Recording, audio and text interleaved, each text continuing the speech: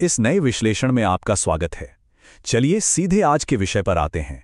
आज हम मुगल साम्राज्य के उस दौर में चलने वाले हैं जिसे इतिहास का सबसे चमकदार लेकिन साथ ही सबसे दर्दनाक अध्याय भी माना जाता है। हमारा लक्ष्य बिल्कुल साफ है, शाहजहां का संपूर्ण इतिहास लाइन बाय लाइन। उनके जन्म और विवाह से लेकर ताजमहल, बेहतरीन स्थापत्य कला, मयूर सिंहासन और अंत में उत्तराधिकार के उन खूनी युद्धों तक हम एक एक तथ्य को बारीकी से समझेंगे। कुछ भी छूटने वाला नहीं है। तो चलिए इस ऐतिहासिक सफर की शुरुआत करते हैं। तो आज के इस विश्लेषण की रूपरेखा कुछ इस तरह है। हम शुरुआत करेंगे उनके प्रारंभिक जीवन और परिवार से, फिर साम्राज्य विस्तार और विद्रोह, उसके बाद स्थापत्य कला का स्वर्ण युग, प्रशासन और मयूर सिंहासन, फिर उत्तराधिकार के 4 युद्ध और अंत में शाहजहां के अंतिम दिन। सबसे पहले जरा इस टाइमलाइन को अपने दिमाग में बैठा लीजिए। 1627 से 1657 ईस्वी, यही वो 30 साल का वक्त है जो शाहजहां का शासनकाल था। ये वो समय था जब भारत ने बेहिसाब दौलत, लाजवाब कला और अपनों के ही बीच भयानक खून खराबा सब कुछ एक साथ देखा। भाग 1, प्रारंभिक जीवन और परिवार। देखिए, किसी भी शासक को समझने के लिए उसकी जड़ों को जानना बहुत जरूरी है।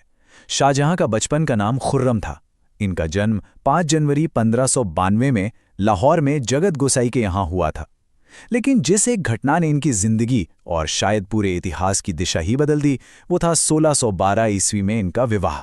ये शादी नूरजहां के भाई आसफ खान की बेटी अर्जुमन बानो बेगम से हुई थी। शाहजहां ने उन्हें मल्लिकाए ज़मानी का खिताब दिया था, और हाँ, आज पूरी दुनिया उन्हें मुमताज के नाम से जानती है। अब ये नंबर देखिए, 14। ये सिर्फ कोई आंकड़ा नहीं है, बल्कि एक बहुत बड़ा पारिवारिक दुख है। मुमताज के कुल 14 बच्चे हुए थे, और 1631 ईस्वी में इसी 14वीं संतान को जन्म देते वक्त प्रसव पीड़ा के कारण मुमताज की बेहद कम उम्र में दर्दनाक मौत हो गई थी। उन 14 बच्चों में से सिर्फ 7 ही जीवित बच सके। जरा इन नामों पर गौर कीजिएगा: दारा शिको, शाह शुजा, औरंगजेब, मुराद बख्श, जहां आरा, रोशन आरा और गौहर आरा। मैं इन पर जोर इसलिए दे रहा हूं क्योंकि आगे चलकर ये सिर्फ भाई बहन नहीं रहने वाले हैं, बल्कि इन्हीं के बीच मुगल इतिहास का सबसे खौफनाक उत्तराधिकार का युद्ध लड़ा जाएगा। भाग 2, साम्राज्य विस्तार और विद्रोह। गद्दी पर बैठते ही शाहजहां के लिए कोई लाल कालीन नहीं बिछा था। उन्हें कई मोर्चों पर लड़ना पड़ा। सबसे पहले तो उन्होंने पुर्तगालियों से हुगली की व्यापारिक कोठी छीन ली। इसके अलावा एक बार शिकार के दौरान हुए विवाद के चलते उनका 6वें सिख गुरु हरगोविंद जी के साथ भी संघर्ष हुआ। अगर आंतरिक विद्रोहों की बात करें तो बुंदेला सरदार जुझार सिंह और अफगान सेनापति खान ए जहां लोदी ने बगावत कर दी थी। लेकिन शाहजहां ने इन दोनों ही विद्रोहों को बड़ी सख्ती से कुचल दिया। अब यहाँ एक बड़ी दिलचस्प चीज हो रही थी। साम्राज्य के नक्शे में एक बड़ा अजीब सा विरोधाभास था। एक तरफ तो औरंगजेब दक्कन में अहमदनगर, बरार, तेलंगाना और खानदेश को जीतकर मुगल सल्तनत में मिला रहा था, और दूसरी तरफ ठीक उसी वक्त अफगानिस्तान और मध्य एशिया मुगलों के हाथ से निकलकर पूरी तरह स्वतंत्र हो गए। खैर, प्रशासन की बात करें तो शाहजहां ने 2 बहुत बड़े फैसले लिए। पहला, कर्मचारियों को साल भर की जगह अब हर महीने वेतन मिलने लगा, और दूसरा, उन्होंने राजधानी को आगरा से हटाकर दिल्ली शिफ्ट कर दिया। भाग 3, स्थापत्य कला का स्वर्ण युग। अब हम उस युग में आ गए हैं जिसने शाहजहां को हमेशा के लिए अमर कर दिया। आप कह सकते हैं कि ये वो दौर था जब पत्थरों और संगमरमर से कविताएं लिखी जा रही थी। दिल्ली का विशाल लाल किला, वहां की भव्य जामा मस्जिद, लाहौर का शीश महल और जाहिर है आगरा का ताजमहल, ये सिर्फ इमारतें नहीं थी। ये शाहजहां की उस सोच का सबूत थी जो दुनिया को अपनी भव्यता दिखाना चाहती थी। इसीलिए इस दौर को स्थापत्य कला का स्वर्ण काल कहा जाता है। अच्छा, यहाँ एक छोटा सा कंफ्यूजन अक्सर हो जाता है। आगरा और दिल्ली दोनों जगह लाल किले के अंदर एक मोती मस्जिद है, तो इसे ऐसे याद रखिए, आगरा वाली मोती मस्जिद शाहजहां ने बनवाई थी, जबकि दिल्ली के लाल किले के अंदर वाली मोती मस्जिद को बाद में औरंगजेब ने बनवाया था। इस छोटे से तथ्य को याद रखिएगा, अक्सर लोग इसमें गलती कर बैठते हैं। और ताजमहल की बात किए बिना तो ये विश्लेषण आगे बढ़ ही नहीं सकता। मुमताज की कब्र पर बने इस दुनिया के सबसे मशहूर अजूबे का डिज़ाइन उस्ताद अहमद लाहौरी ने तैयार किया था, और इस पूरे विशाल प्रोजेक्ट की देखरेख की कमान ईशा खां के हाथों में थी। ये सिर्फ एक मकबरा नहीं है, ये वास्तुकला का वो शिखर है जिसे आज तक कोई पार नहीं कर पाया। भाग 4, प्रशासन और मयूर सिंहासन। महलों के बाहर का रूप तो बदल गया, लेकिन अंदर का क्या? शाहजहां ने दरबार चलाने के तरीके भी काफी बदल दिए। उन्होंने दिल्ली में दीवाने आम बनवाया, जहां आम जनता की फरियाद सुनी जाती थी और दीवाने खास में राज्य के सबसे अहम फैसले होते थे। उन्होंने अकबर के समय के कई नियम भी बदल दिए, जैसे इलाही संवत हटाकर फिर से हिजरी कैलेंडर ले आए। झरोखा दर्शन, तुलादान, सिजदा और पाबोस जैसी पुरानी प्रथाएं खत्म करके चहार तस्लीम शुरू किया। कला की उन्हें बहुत कद्र थी। मोहम्मद फकीर और मीर हाशिम जैसे चित्रकार उनके दरबार की शान थे, और संगीतकार लाल खां को तो उन्होंने गुण समुंदर की उपाधि दे रखी थी। अब जरा इसे देखिए, मयूर सिंहासन, या जिसे तख्ते ताउस भी कहते थे। ये दीवाने आम में रखा जाता था और इसे बनाने वाले वास्तुकार थे बेबादल खां। जरा सोचिए, इसी सिंहासन में वो मशहूर कोहिनूर हीरा जड़ा हुआ था। और एक बड़ी रोचक बात बताऊं, इस शानदार तख्त पर बैठने वाला आखिरी मुगल बादशाह मोहम्मद शाह था, जिसके बाद इसे लूट लिया गया। भाग 5, उत्तराधिकार के 4 युद्ध। अब इस कहानी का सबसे स्याह और तनावपूर्ण हिस्सा शुरू होता है।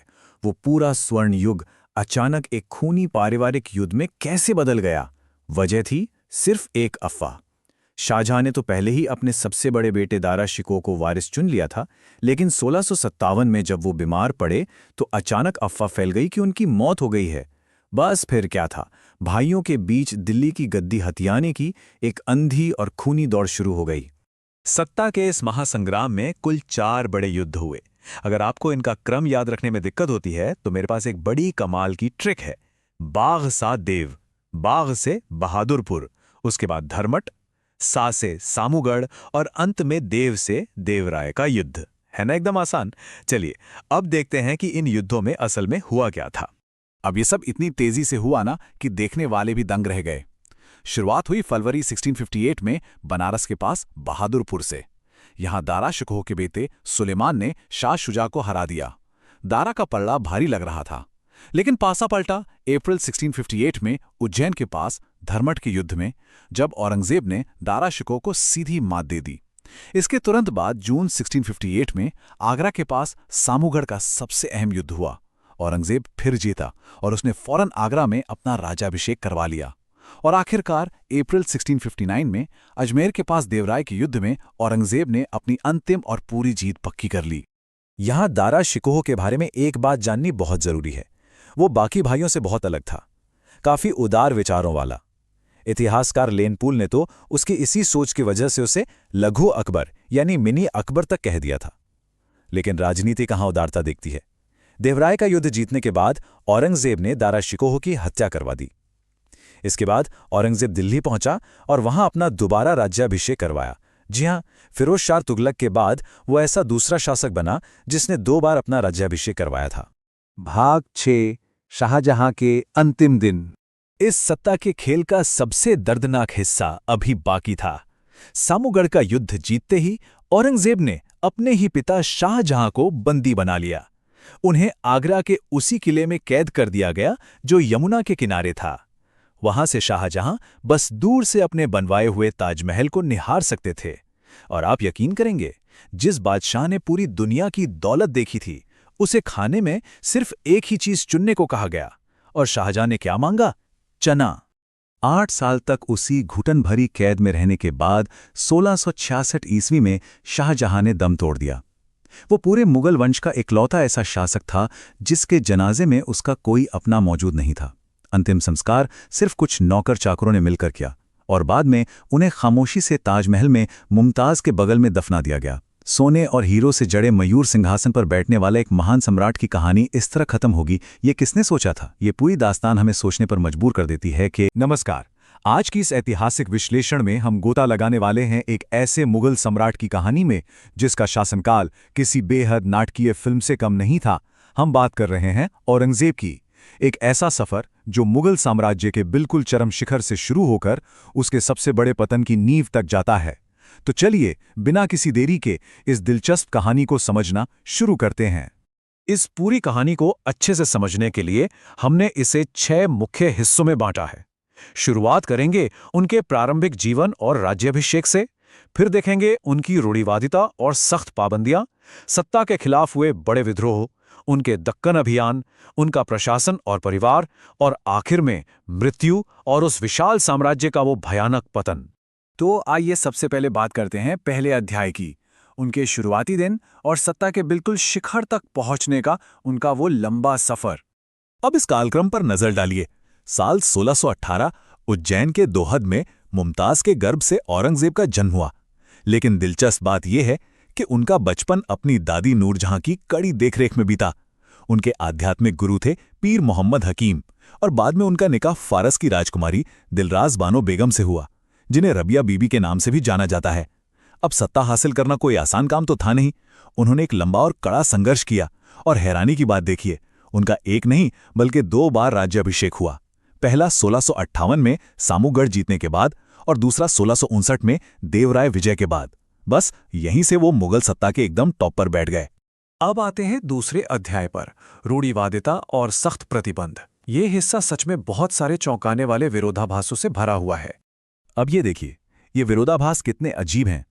एक तरफ वो एक बेहद सख्त सुन्नी मुसलमान थे, इतने कट्टर कि उन्हें जिंदा पीर कहा जाता था। उनका एक ही बड़ा लक्ष्य था, दारुल हर्ब, यानी काफिरों की जमीन को दारुल इस्लाम में बदलना। लेकिन दूसरी तरफ जरा आंकड़ों पर गौर करें। ऐतिहासिक स्रोत बताते हैं कि उनके दरबार में 337 हिंदू मनसबदार थे, पूरे मुगल इतिहास में सबसे ज्यादा। और तो और उन्होंने पूरे साम्राज्य में संगीत पर पूरी तरह से पाबंदी लगा दी थी, जबकि सच तो यह है कि वो खुद एक बहुत ही कमाल के वीणा वादक थे। है ना बिल्कुल उलझी हुई बात। खैर, ये कहानी यहीं खत्म नहीं होती। उन्होंने पुरानी ऐतिहासिक परंपराओं को चुन चुनकर खत्म करना शुरू किया।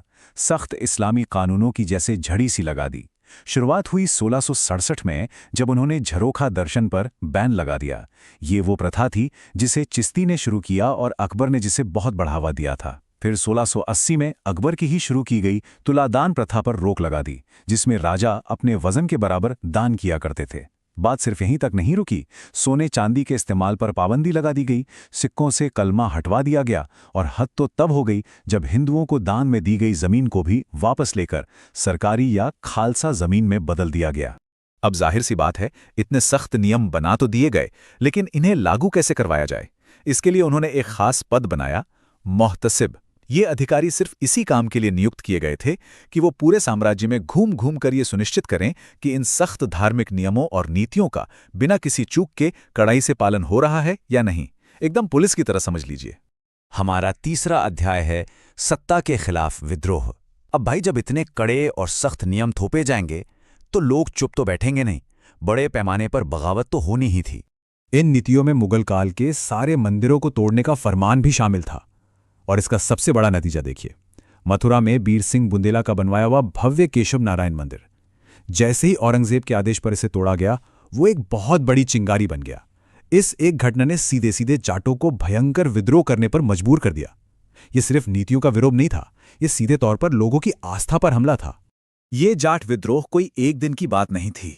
ये कई नेताओं का एक हिंसक सिलसिला था। सबसे पहले गोकुल ने कमान संभाली, लेकिन 1670 में तिलपत के युद्ध में औरंगजेब ने उनकी हत्या करवा दी।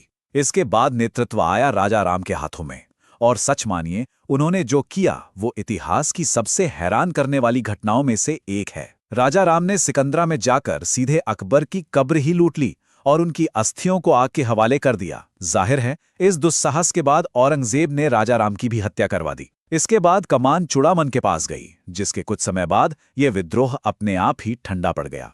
बगावत की आग सिर्फ जाटों तक सीमित नहीं थी। एक और बहुत ही गंभीर और बड़ी चुनौती आई सिखों की तरफ से। हुआ यूं कि जब औरंगजेब के अपने ही बागी बेटे अकबर द्वितीय को सिखों के 9वें गुरु गुरु तेग बहादुर जी ने पनाह दी, तो औरंगजेब बुरी तरह भड़क गया। उसने गुरु जी को दिल्ली के चांदनी चौक पर बुलाकर इस्लाम कबूल करने का फरमान सुनाया, लेकिन गुरुजी ने साफ इनकार कर दिया। नतीजा, औरंगजेब ने उसी जगह पर उनकी निर्मम हत्या करवा दी। आज दिल्ली का वही पवित्र स्थान शीशगंज गुरुद्वारा के नाम से जाना जाता है, जो इस महान बलिदान की गवाही आज भी दे रहा है। इसी बागी बेटे अकबर द्वितीय को मराठों का भी साथ मिला था। शिवाजी के बेटे संभाजी ने उसे अपने यहां पनाह दी थी। ऐतिहासिक स्रोत बताते हैं कि इसका अंजाम बहुत ही खौफनाक हुआ। गुस्से में पागल औरंगजेब ने क्रूरता की सारी हदें पार कर दी। उसने संभाजी की खाल उधेड़कर उसमें भूसा भरवा दिया और उन्हें बीच चौराहे पर लटका दिया। बात यहीं खत्म नहीं हुई, उसने अपने ही सगे बेटे अकबर द्वितीय की आंखें तक निकलवा ली। ये घटना साफ दिखाती है कि सत्ता की भूख और जिद में वो किस हद तक जा सकता था। दक्षिण भारत में अगर किसी ने औरंगजेब की रातों की नींद उड़ाई थी तो वो थे मराठा नेता शिवाजी। औरंगजेब ने उन्हें रोकने के लिए सबसे पहले शाइस्ता खां को भेजा, लेकिन शिवाजी ने उसे बुरी तरह हरा दिया। फिर 1665 में औरंगजेब ने एक चाल चली और राजा जयसिंह को भेजा। उन्होंने शिवाजी को हराया और दोनों के बीच ऐतिहासिक पुरंदर की संधि हुई। इस संधि के तहत जब 1666 में शिवाजी आगरा पहुंचे तो औरंगजेब ने उन्हें धोखे से जयपुर महल में कैद कर लिया। लेकिन शिवाजी भी कहाँ रुकने वाले थे।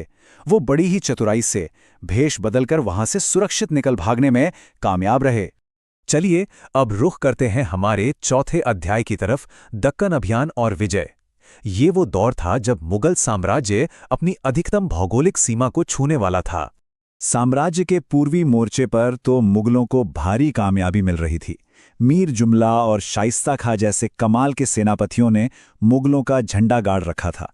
मीर जुमला ने कूच बिहार और असम तो जीता ही, साथ ही आरा खान के राजा से चटगांव भी छीन लिया। वहीं दूसरी तरफ शाइस्ता खां ने बंगाल पर फतेह हासिल की, पुर्तगालियों को सबक सिखाया और उनसे सोन द्वीप का इलाका भी पूरी तरह अपने कब्जे में ले लिया। पूरब में सब कुछ एकदम सही चल रहा था। लेकिन दक्षिण भारत की कहानी बिल्कुल उल्टी थी। यहाँ एक बड़ा दिलचस्प पैटर्न दिखता है, प्रतिनिधि मंडलों की विफलता। औरंगजेब ने बीजापुर का कब्जा करने के लिए अपने सबसे भरोसेमंद जयसिंह, बहादुर खान और दिलेर खान को भेजा, लेकिन वो सब खाली हाथ लौटे। फिर उसने गोलकुंडा जीतने के लिए मुअज्जम को भेजा, वो भी पूरी तरह नाकाम रहा। जब उसके सारे बड़े सेनापति बार बार फेल होने लगे तो झक मारकर औरंगजेब को खुद ही मैदान में उतरना पड़ा और तब जाकर उसने व्यक्तिगत रूप से बीजापुर और गोलकुंडा पर विजय पाई। अब जरा साल 1679 पे ध्यान दीजिए। ये साल एक बहुत बड़ा टर्निंग पॉइंट साबित हुआ। लगातार युद्धों और इतने विशाल साम्राज्य का खर्च उठाना कोई मजाक तो था नहीं, ऊपर से अपनी कट्टर विचारधारा को भी लागू करना था। इन सब चीजों की फंडिंग के लिए 1679 में औरंगजेब ने दक्षिण भारत में विशेष तौर पे जजिया कर को फिर से थोप दिया। लड़ाइयों से थोड़ा बाहर निकलते हैं और बात करते हैं हमारे 5वें अध्याय की, प्रशासन और शाही परिवार।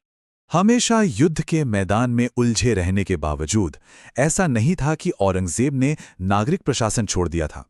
वो अपनों को अहम पदों पर बैठा रहा था। 1702 में उसने अपने सबसे चहेते पोते राजकुमार अजीम पर पूरा भरोसा जताते हुए उसे बिहार का सूबेदार बना दिया। अजीम ने भी कमाल का काम किया। उसने पटना शहर का पूरा कायापलट कर दिया, इसका नाम बदलकर अजीमाबाद रखा और बड़े पैमाने पर शहर का पुनर्निर्माण करवाया। इसी वजह से बाद में उन्हें अजीमुशान की उपाधि भी मिली।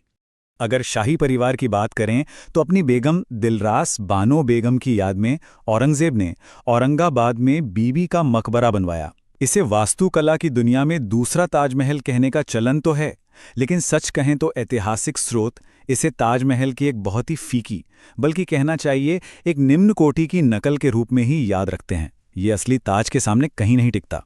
हर कहानी का एक अंत होता है और हमारे इस ऐतिहासिक सफर का आखिरी और छठा अध्याय उस समय धरती के सबसे ताकतवर साम्राज्य के ताश के पत्तों की तरह ढह जाने की कहानी है।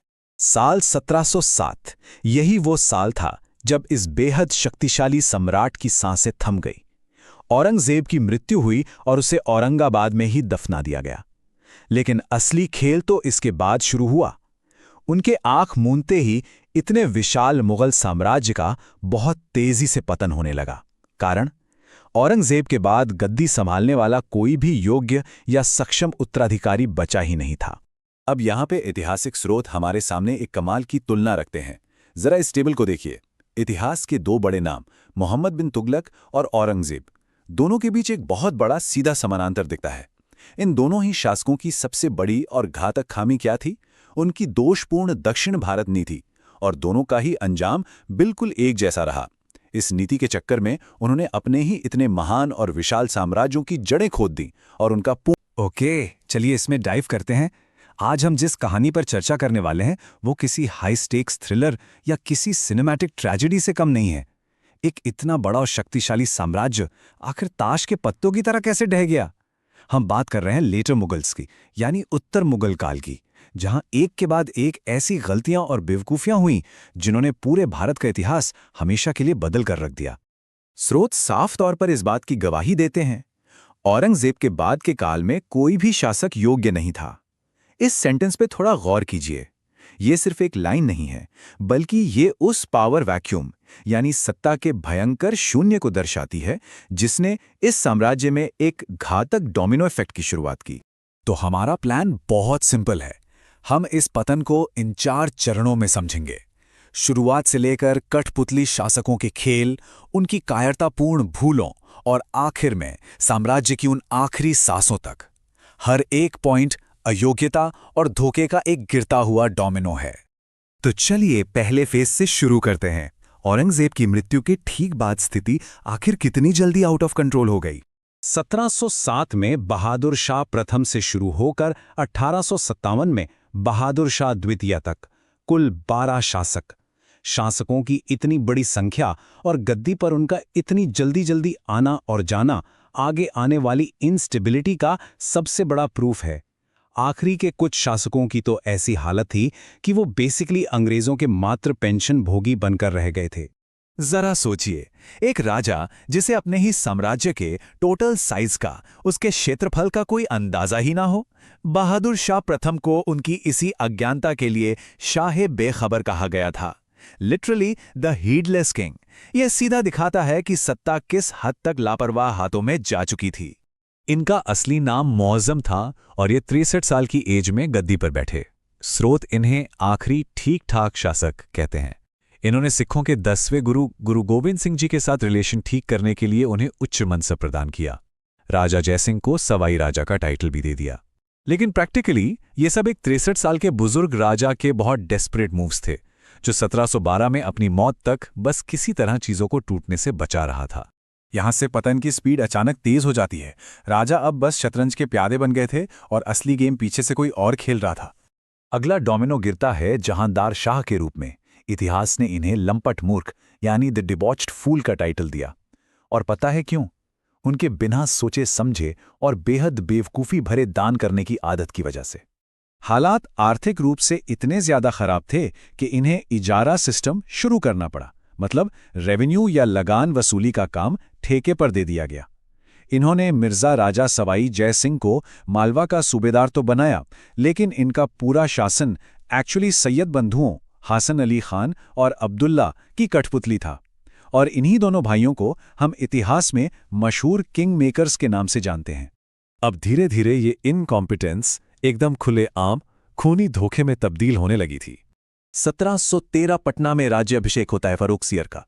इसे स्रोत घृणित कायर या डिस्पिकेबल कावर्ड कहते हैं। इसने उन्हीं सैयद बंधुओं की मदद से जहांदार शाह की हत्या करवाई और ताज पहनते ही वापस उन्हीं किंग मेकर्स को साम्राज्य के सबसे बड़े पद सौंप दिए। अब्दुल्ला खां को वजीर बना दिया और हुसैन अली को मीर बख्शी। 3000। बस इस नंबर पर एक पल के लिए रुकते हैं। एक विशाल साम्राज्य के दरवाजे खोलने की कीमत सिर्फ 3000 रुपए। चलिए देखते हैं इससे क्या खरीदा गया। तो ट्विस्ट यह है कि 1717 में फर्रुखसियार को चेचक की बीमारी हुई। एक अंग्रेज डॉक्टर हैमिल्टन ने उनका इलाज कर दिया। भाई साहब इतने खुश हुए कि उन्होंने अंग्रेजों को बंगाल में व्यापार करने की पूरी छूट दे दी, वो भी मात्र 3000 रुपये प्रतिवर्ष के बदले। इसे ही इतिहास में ब्रिटिश शासन का मैग्ना कार्टा कहा जाता है। एक ऐसी भूल जिसने इंडिया का फ्यूचर हमेशा के लिए डार्क कर दिया। 1717 का साल वैसे भी बिल्कुल क्रेजी था। एक तरफ ब्रिटिशर्स को मैग्ना कार्टा मिल गया और दूसरी तरफ फर्रुखसियार ने मराठा पेशवा बालाजी विश्वनाथ के साथ एक संधि कर ली जिसमें उन्हें छत्रपति के पद की लीगली मान्यता मिल गई। इसे मराठा मैग्ना कार्टा कहते हैं। यानी उसने उन्हीं दो ताकतों को लीगली एम्पावर कर दिया जो बाद में इसी साम्राज्य को निगलने वाली थीं। 1719 आते आते गद्दी पर शासकों के आने जाने की स्पीड ऐसी हुई कि स्थिति बिल्कुल केओटिक हो चुकी थी। इस रैपिड फायर टाइमलाइन को देखिए। सैयद बंधुओं ने फर्रुखसियर को मरवा दिया। उसके बाद उन्होंने रफ़ीउद-दर्जात को गद्दी पर बिठाया जो जल्द ही बीमारी से निपट गया। फिर रफ़ीउद-दौला को लाया गया जो अफीम का आदी था, उसकी भी मौत हो गई। एक ही साल के अंदर खून खराबा, बीमारी, अफीम, जब तक कि फाइनली मोहम्मद शाह को गद्दी नहीं मिल गई।